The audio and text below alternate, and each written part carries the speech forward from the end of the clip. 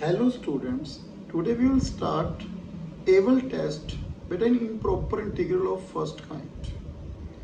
बेटा able test किसके लिए यूज करते हैं? जब प्रोडक्ट ऑफ टू फंक्शन का इंटीग्रल करना हो हमने क्या है बेटा? Test for convergence of the integral product of two functions. बेटा स्टेटमेंट क्या है इसकी? a to infinity fx dx is convergent at infinity। First बेटा स्टॉप। फर्स्ट हम क्या देखेंगे इसमें बेटा? सबसे पहले हम इसको कोशीस टेस्ट है बेटा, कन्वर्जेंस एट इंफिनिटी। वो क्या है बेटा? कोशीस टेस्ट जो इसमें यूज होगा बेटा। a to infinity fx dx convergent at infinity if and only for each epsilon greater than 0 their corresponding a positive real number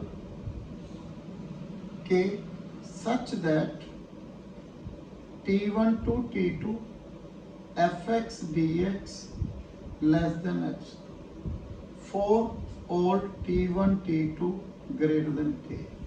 बेटा ये है कोशीस टेस्ट, ये इसमें यूज होगा बेटा। देखो इसने कहा क्या है? a to infinity fx dx is convergent at infinity and gx is bounded and monotonic for x greater than equal to a, then a to infinity fx dx is convergent at infinity by Cauchy's test। देखो यहाँ पे fx dx is convergent at infinity, यहाँ पे क्या है? fx gx is convergent at infinity।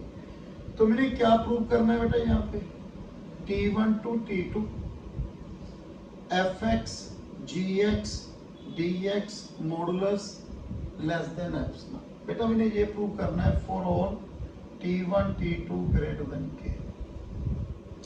मैंने यहाँ पे ये प्रूव करना है। हमें क्लियर है बेटा हमने प्रूव क्या करना है? इसके gx क्या है बेटा? Monotonic. You know every monotonic function is Riemann integral. Riemann integral बेटा आपको प्रूव करवाया मैंने।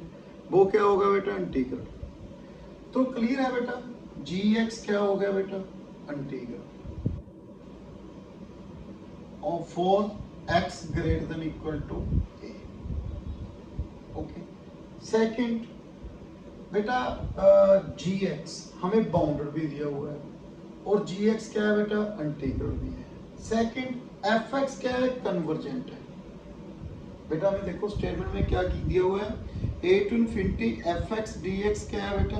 कन्वर्जेंट। सो बेटा हमारे पास डेफिनेशन क्या थी? Second mean value theorem. Second mean value theorem क्या थी बेटा? मैंने बेटा इसकी वीडियो भी अपलोड की है। रीमन इंटीग्रल में आप दे सकते हो। जनरल मीन वैल्यू थ्योरम और सेकंड मीन वैल्यू थ्योरम कहते हैं इसको। इसमें क्या है बेटा? a to t t1 to t2। बेटा मैंने ये प्रूव करना है ना।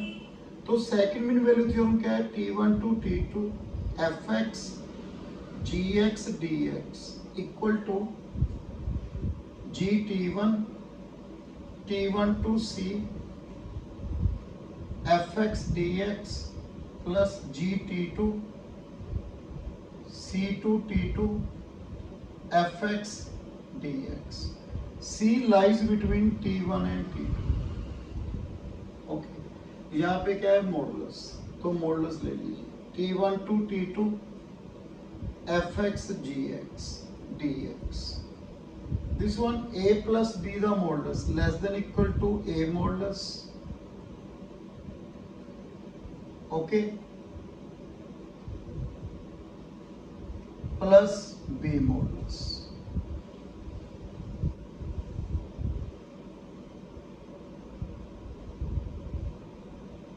बेटा मैंने ये यूज किया है A B the modulus equal to A modulus B modulus A plus B the modulus less than equal to A modulus plus B. हमें क्या गिवन है बेटा स्टेटमेंट में? gx is bounded. यदि gx बाउंडेड है for x greater than equal to a तो gx less than और equal to k लिख लें बेटा। तो gt1 भी less than equal to k, this one भी। तो मेरे पास क्या है? Less than equal to k modulus t1 to c f x d x plus k C2T2 f x d x. Okay बेटा भाई ये भी गिवन है a to infinity f x d x is convergent at infinity by Cauchy's test. मेरे पास ये आ गया T1 to T2 f x d x less than epsilon.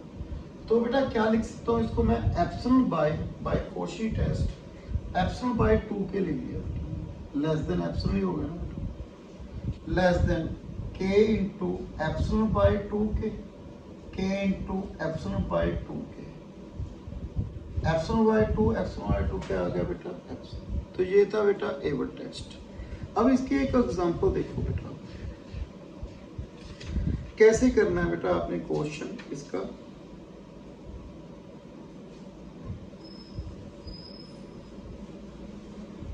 Example